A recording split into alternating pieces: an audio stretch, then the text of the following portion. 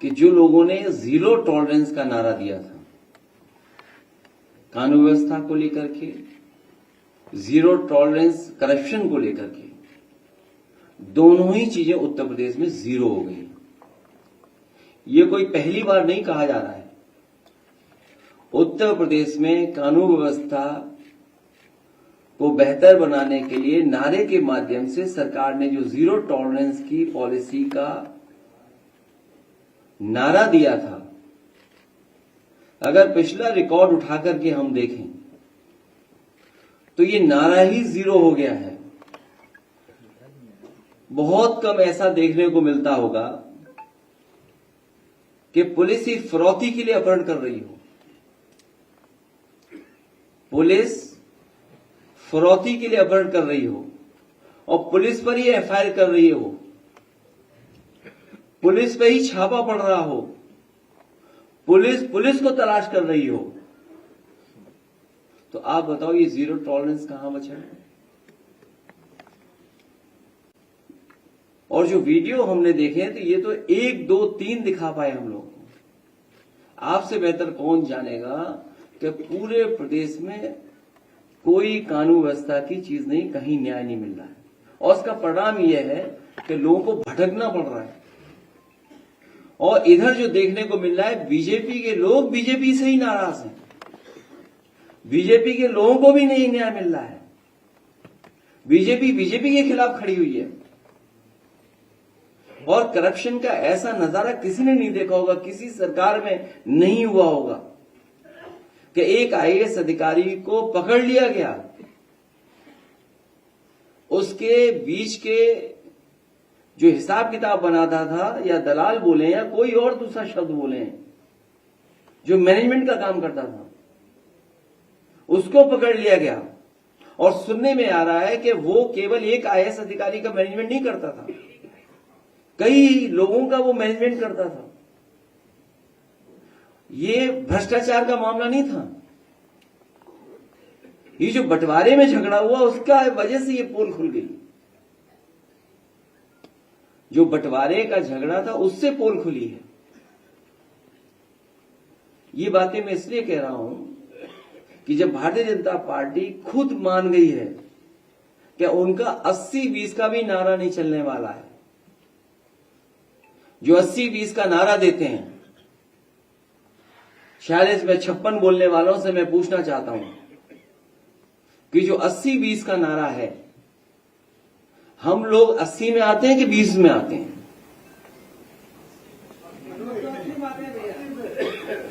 जो 46 में 56 का नारा देते थे, मैं उन्हीं से जानना चाहता हूं कि मैं 80 में आता हूं कि 20 में आता हूं? 80 में कि 20 में ये सरकार बताए, लेकिन सच्चाई तो ये है कि 80-20 का मामला नहीं है, ये 90-10 का मामला है। क्योंकि आधी आबादी इनसे इतनी पीड़ित है जिसकी आप कल्पना नहीं कर सकते। आधी आबादी को, पीडीए परिवार को जोड़ दें तो ये हिसाब किताब 90-10 का बनता है। जो लोग निवेश लाना चाहते थे वो विनाश ले आए, उन्हीं का अधिकारी पकड़ा गया। सुनने में तो आ रहा है कि मुख्यमंत्री आवास में ही सब छिपे हुए हैं भ्रष्टाचारी लोग, जो लोग न जाने कहां पाताल से ढूंढ लाते थे लोगों को, पाताल से, पाताल में ढूंढने चले जाते थे। वो मुख्यमंत्री आवास में नहीं ढूंढ पा रहे कि अधिकारी वहीं छिपा हुआ है। अभी तो वो भी नहीं ढूंढ पाए, उस अधिकारी को भी कोई नहीं ढूंढ पाया जिसने उत्तर प्रदेश का, सुनने में आया है, अखबारों की खबरों में आया कि उत्तर प्रदेश के अधिकारी के कई 100 करोड़ रुपया दूसरे स्टेट में पकड़े गए थे। इसलिए जो लोग कमजोर हो गए हैं, उनका अपना वोट खिसक गया, जनता जागरूक हो गई। जनता के सामने न किसान के सवाल पर सरकार के पे कोई योजना बना पाए, जो आय दो होनी थी वो नहीं कर पाए, नौजवान को नौकरी रोजगार नहीं दे पाए, आरक्षण नहीं दे पाए, महंगाई कम नहीं कर पाए, निवेश नहीं ला पाए, और अब तो टैरिफ वाला मामला आ गया। जो मित्र थे उन्होंने बोर्ड दिखा दिया कि हम कितना टैरिफ लेने जा रहे हैं, हम क्या परिवर्तन लाने चाहते हैं। जब अमेरिका जैसा देश अपनी अर्थव्यवस्था को बचाने के लिए दूसरे देशों पर पाबंदियां लगा रहा है, तो सरकार ये बताए जो 1 ट्रिलियन जाने कौन से ट्रिलियन तक ले जाने के लिए हमारे आपकी अर्थव्यवस्था कहां खड़ी है। और अर्थव्यवस्था में भी झूठे आंकड़े, प्रति व्यक्ति आय उसकी केवल बताते हैं जो गरीब लोग राशन पा रहे हैं। जो राशन पा रहे हैं उनकी प्रति व्यक्ति आय क्या होगी, दिल्ली वाले ना बता पाए, यूपी वाले बता दें, क्योंकि यूपी वाले तो हर चीज तुरंत गिन लेते हैं। अभी तक हिंदू श्रद्धालु जिनकी जान चली गई उनको नहीं गिन पाए। जो आने जाने में श्रद्धालु जिनकी जान चली गई सड़कों पर, उनकी गिनती नहीं बता पाए। जो हजारों हिंदू श्रद्धालु खो गए उनकी गिनती ना उनको ढूंढ पा रहे हैं। और सुनने में आ रहा है परिवारों को मनाने के लिए काले धन में संतुष्ट किया जा रहा है, पैसे देकर संतुष्ट किया जाता है। ये गिनती इसलिए नहीं बताई जा रही क्योंकि इनको मुआवजा देना पड़ेगा। सोचिए, सरकार जो दुनिया की न जाने कौन सी अर्थव्यवस्था बनने जा रही थी, मुआवजा देना ना पड़े इसलिए गिनती नहीं बता रहे हैं। और फिर बहस को बदलने के लिए जहां कुंभ की तो गिनती बताई नहीं पाए हैं, गाय जानवर की भी गिनती नहीं बता पा रहे हैं जो इनके गौशाला में हैं। न गिनती रहने वालों की बता पा रहे, जिनको देखभाल कर रहे हैं लोग, न दवाई का हिसाब किताब दे पा रहे हैं, न इलाज के लिए जो संसाधन जुटाए उसका हिसाब किताब दे पा रहे हैं, और न मरने वालों की दे पा रहे हैं। हम तो चाहते हैं कि कम से कम सरकार गिनती तो बताए, गिनती में खेल न करे। इसलिए ये सरकार जो अपना सब कुछ खो दी है, इसीलिए कम्युनल पॉलिटिक्स पर उतर आई है। ये कम्युनल पॉलिटिक्स इसलिए कर रहे हैं क्योंकि किसान की आय दोगुनी नहीं कर पाए, गन्ने की कीमत नहीं दे पाए, बिजली महंगी है, महंगाई है, निवेश नहीं ला पा रहे, रोजगार नहीं, नौकरी नहीं, वेतन नहीं बढ़ पा रहा, चैनल घाटे में जा रहे हैं, बड़े बड़े पैमाने पे घाटे में जा रहे हैं, हर चीज घाटे की हो गई। और अब जब अमेरिका अर्थव्यवस्था अपनी संभाल रहा है, सेंसेक्स की आप देखते हुए कहां लुढ़क गया है। जिन लोगों ने निवेश किया वो अपना पैसा निकाल रहे, वो जानते हैं कि यहां पे मुनाफा होने वाला नहीं है भारत में, इसीलिए तो सेंसेक्स तुरंत लड़खड़ा जाता है, क्योंकि वो आपकी अर्थव्यवस्था पे नहीं टिका है, आपके निवेश पे नहीं टिका है। जो मुनाफा कमाना चाहते हैं उनके निवेश पे टिका हुआ है। जब उनको लगता है कि भारत में निवेश से हमारा मुनाफा नहीं हो रहा है तो वो पैसा बाहर ले रहे हैं। इसलिए ये सरकार कम्युनल रास्ता अपना रही है। मुझे उम्मीद है जो कार्यक्रम समाजवादी पार्टी ने घोषित किया है, बाबा साहब अम्बेडकर जयंती के अवसर पर 8 अप्रैल से 14 अप्रैल हम सभी समाजवादी लोग और पीडीए परिवार के लोग मिलकर के इस कार्यक्रम को सफल बनाएंगे और घर घर जाकर के लोगों को जागरूक करेंगे, क्योंकि संविधान ही हमारी संजीवनी है और संविधान ही हमारी ढाल है। जब कभी भी हमारे सम्मान पर आंच आएगी, जब कभी भी हमारे जान को खतरा होगा, तो यही संविधान हमारी ढाल बनकर के हमारी मदद करेगा। के बाद इस्तीफे का दौर शुरू हो गया है, ये आरएलडी में कई नेताओं ने इस्तीफा दिया है और उधर किसान में भी कई इस्तीफे हो गए। मैंने अपने लोकसभा के भाषण में कहा था कि वक्फ के लिए जो कानून लेकर के आए हैं, ये भारतीय जनता पार्टी के लिए वाटरलू साबित होगी। अभी अखिलेश जी, आपके दलित सांसद के घर में जो है तोड़फोड़ की गई है और उस तोड़फोड़ में जो है इनका दिखाती है कि जब असलियत से बात करो उनसे, पार्लियामेंट में बात करते हैं सांसद लोग, तो बाहर आके वो तोड़फोड़ करते हैं और घर जलाने की कोशिश करते हैं, तमाम इस मुद्दों को भटकाने की कोशिश करते हैं। इस पे आप आज तुम नंबर 2 पे रह गए। ये बेहद सेंसिटिव इशू है, इसलिए सरकार से ये मैं यही कहूंगा कि जब राज्यसभा में रिकॉर्ड से वो बात हटा दी गई और कई मौकों पर मैंने कहा है, पार्टी की तरफ से भी इस बात को कहा गया है कि इतिहास को नहीं पलटना चाहिए। जो इतिहास हमें खुशहाली तरक्की के रास्ते पे न ले जा सके, उस इतिहास को इतिहास ही रहने देना चाहिए, क्योंकि इतिहास में अच्छाई और बुराई दोनों हैं। लोग पॉलिटिकल लाभ के लिए किसी भी पन्ने को रख लेते हैं। केवल यही नहीं, भारतीय जनता पार्टी करोड़ों रुपए खर्च कर रही है, करोड़ों तो कम बोल रहा हूं मैं। उनके बहुत सारे सीनियर लीडर्स जो यूपी के बाहर भी हैं, अन्य प्रदेशों में बैठे हैं, दिल्ली में भी हैं, गुड़गांव में भी हैं, उनके सेंटर्स हैं, वो करोड़ों रुपए खर्च करते हैं सोशल मीडिया पे बदनाम करने के लिए। इधर आपने देखा होगा, जब से वक्फ का बिल पास हुआ है और जो इतिहास को लेकर के चर्चा देश में छिड़ी है, बड़े पैमाने पर सोशल मीडिया से लेकर के और जगह पर बहुत सारा प्रचार किया जा रहा है, समाजवादियों के खिलाफ, कांग्रेस पार्टी के खिलाफ, इंडिया गठबंधन के खिलाफ। ये वही लोग हैं जो लोग घबराए हुए हैं पीडीए की ताकत से।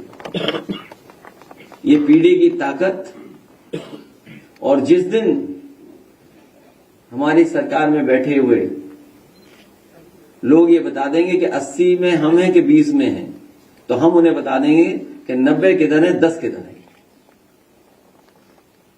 अखिलेश जी, 2020 में सीबीआई जांच की सिफारिश की गई थी उत्तर प्रदेश सरकार की तरफ से, शिया सुन्नी वक्फ बोर्ड की सीबीआई जांच की। 5 साल हो चुके हैं, अभी तक कोई भी कार्रवाई सीबीआई की तरफ से नहीं की गई है, और कहा यह जा रहा था कि पिछले 10 साल के रिकॉर्ड्स में बेनामी जो संपत्तियां बेची गई वक्फ बोर्ड की तरफ से, उसकी जांच की गई। आपका सवाल अपनी जगह है। बीजेपी यही चाहती है कि हम सब लोग मिलकर के जो बुनियादी सवाल है उस पर चर्चा न करें। आज मान लीजिए गेहूं की खरीद हो रही है पूरे उत्तर प्रदेश में। गेहूं की क्या सरकारी खरीद हो रही है? अगर आप जानकारी करेंगे जमीन पर, सरकार ने हाथ खड़े कर लिए हैं और सरकार ने लाइसेंस दे दिए हैं कि जितना चाहे प्राइवेट लोग खरीद लें गेहूं को या किसान की फसल, जबकि सरकार की जिम्मेदारी है। सरकार ये भी तर्क दे सकती है क्योंकि बाजार में कीमत अच्छी मिल रही है या प्राइवेट में मिल रही है, तो सरकार क्या कर रही है अपने खजाने को लेकर के, या इतने बड़े बड़े जो संसाधन उनके पास, बेरोजगारी, नौकरी कितने बड़े पैमाने पर है। अभी कल ही मैं पढ़ रहा था पलायन रिपोर्ट उत्तराखंड की, 1000 से ज्यादा शिक्षक भर्ती नहीं हो पाया वहां पर। उत्तर प्रदेश और उत्तराखंड सबसे ज्यादा फौज में जाते थे नौजवान भर्ती के लिए। आज बताइए, अग्निवीर जैसी व्यवस्था लागू है। जिस नौजवान को पक्की नौकरी, पक्की वर्दी मिलती, इस विषय में वो चर्चा नहीं चाहते। आपको सब विदेशी चीजें दे दी हाथ में, सब बाजार। मैं तो अपने पत्रकार साथी से कहूंगा कि सरकार अमेरिका के राष्ट्रपति जी से सीखे, अमेरिका के राष्ट्रपति जी से सीखे कि अपने देश की अर्थव्यवस्था बचाने के लिए वे दूसरे देशों पे पाबंदियां लगा रहे हैं।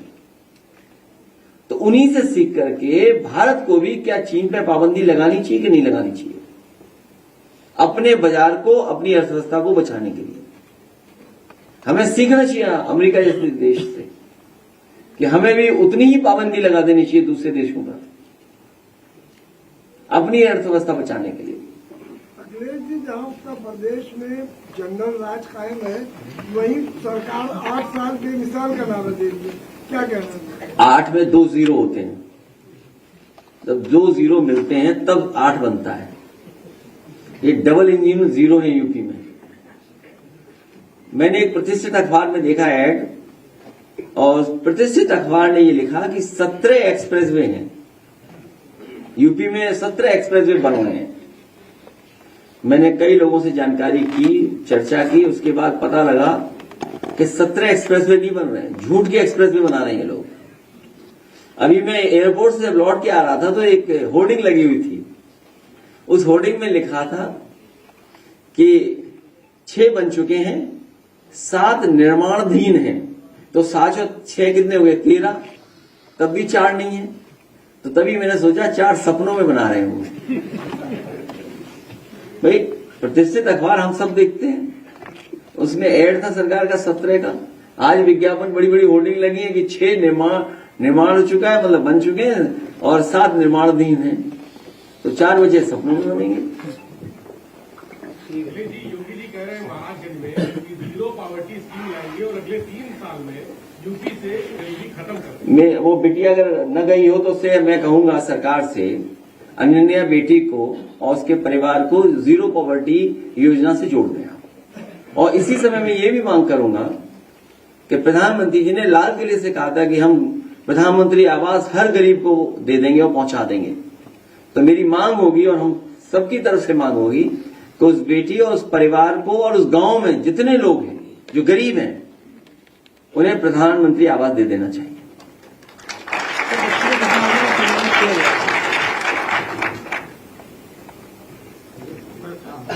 आम आदमी पार्टी, AIMIM और कांग्रेस के लीडर्स वक्फ बिल के अगेंस्ट सुप्रीम कोर्ट गए हैं कि आप लोग भी उसके अगेंस्ट जाएंगे सुप्रीम कोर्ट? ये अधिकार है और मुझे उम्मीद है कि मुस्लिम संगठन भी बहुत सारे लोग जा रहे हैं, हम उनके साथ हैं। सब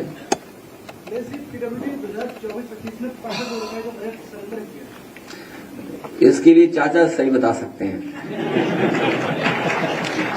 और PWD का भ्रष्टाचार तो पता नहीं कहां पहुंच गया है। केवल यही नहीं, सरेंडर, अगर मेंटेनेंस का देखोगे आप, जो सड़का गड्ढा मुक्त का जो उनका एक कार्यक्रम चलता है, उसका पैसा सब निकाल दिया सरकार ने। अभी तक की सबसे करप्ट गवर्नमेंट है, याद रखिएगा। तहसील थाने से लेकर के, और मैं फिर कहता हूं वो बात, एक लेमैन वाली बात, कि एक लोग कह रहे थे कि सरकार बना ले गए गुमराह करके, ये लोग धोखा देके सरकार बना लिए, और सब अब अधिकारी मिलकर के सरकार को धोखा दे रहे हैं। अखिलेश जी, आपकी सरकार में आरोप लगता था कि उत्तर प्रदेश के थाने यादव चला रहे हैं, लेकिन अभी हाल ही में एक रिपोर्ट बसावन इंडिया ने छापी है प्रयागराज जिले के थानों की, जिसमें 44 में से 33 थानेदार एक ही बिरादरी के हैं। मेरे भाई, पता नहीं कौन सा चैनल है तुम्हारा, यूट्यूबर होंगे ये, किस नाम से तुम्हारा? नाम जाने हैं? OBC times. OBC times. मैं ओबीसी टाइम्स को बधाई देता हूं कि बहुत अच्छी रिसर्च कर रहे हैं। आज मैंने अखबार की भी तस्वीर देखी किसी कार्यक्रम की, कुछ इसी तरह की तस्वीर दिखाई दे रही थी। आज किसी अखबार के किसी कार्यक्रम की तस्वीर देखी मैंने, तो जो हमारा साथी कह रहा है वही तस्वीर मैंने देखी। अब तो कोई सवाल भी नहीं करता। कम से कम इस बहादुर पत्रकार को मैं बधाई देता हूं कि सवाल तो पूछा है इसने। जो मुख्य हैं, जो मुख्य हैं, सब मुख्य हैं, समझ लो। क्या बोले महाराजगंज में महाराज? उन्होंने बोला कि वक्फ बोर्ड के नाम पर अब जमीनों पर तो डकैती नहीं डाल सकता, किसी बोर्ड के नाम पर लूट खसोट पर अब लगाम। देखिए, सबसे बड़ी भू माफिया पार्टी अगर कोई है, भारतीय जनता पार्टी है। भारतीय जनता पार्टी से ज्यादा जमीन किसी ने नहीं हड़पी। आप केवल गोरखपुर, अयोध्या, कानपुर और लखनऊ, इन 4 जिलों की रजिस्ट्रियों की जांच कर लें। सरकारी जमीन हो, तालाब हो, विवादित हो, या अपने पुलिस के प्रभाव से या और किसी के प्रभाव से जमीन छीनी जाती, तो सबसे ज्यादा छीनी गई है। और गोरखपुर, आज एक थार पे गोली चली है किसी गांव में लेकर के, आज खबर है। किसी गाड़ी में गांव वालों को एक विवाद था जमीन को लेकर के, और जो अनन्या आज बेघर है इस परिवार को, और जिसमें सुप्रीम कोर्ट तक ने ऑब्जर्व किया कि इतना इनह्यूमन एक्ट हुआ, इनह्यूमन एक्ट। और सुप्रीम कोर्ट हाई कोर्ट ने न जाने कितनी बार बुलडोजर को इनह्यूमन बोला कि ये काम करने का तरीका नहीं हो सकता है। महाराजगंज के में ही एक पत्रकार के घर को जब उजाड़ा गया, तोड़ा गया, उस समय सोचिए सुप्रीम कोर्ट ने क्या कहा, उन अधिकारियों के खिलाफ कार्रवाई हो और मुआवजा दिया जाए उसको। सोचिए आप। और सबसे ज्यादा जमीन भूमाफियागिरी अगर कहीं हुई है तो गोरखपुर में हुई है, अयोध्या में हुई है। कुछ मिनटों में कितना मुनाफा। आप आज पत्रकार हैं, अगर जानना चाहेंगे रजिस्ट्रियां किसकी हुई हैं, एक भी अयोध्या की रजिस्ट्री आप नहीं पा सकते, क्योंकि सब भारतीय जनता पार्टी के लोग मुनाफा कमा लिए। अखिलेश जी, इन दिनों देखा गया है कि मेरठ की एक घटना है, तो लोग अपने अपने हिसाब से देख रहे हैं, लेकिन मेला क्रम बहुत चर्चा में है। क्या कहेंगे समाज के? मैं आपका धन्यवाद। ये विषय अभी का नहीं है, किसी प्रोफेसर को बुलाऊंगा और कोई बहुत एनजीओ वगैरह चलाते उनके बीच हम लोग चर्चा करेंगे। हालांकि शर्ट तो तुम भी नीली पहने है, तो नील दूर से नीली दिख रही है।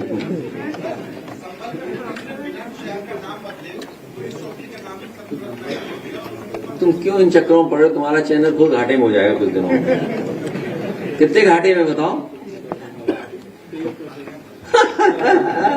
पता तुम्हें भी है, सुना है कुछ घाटे में चला गया।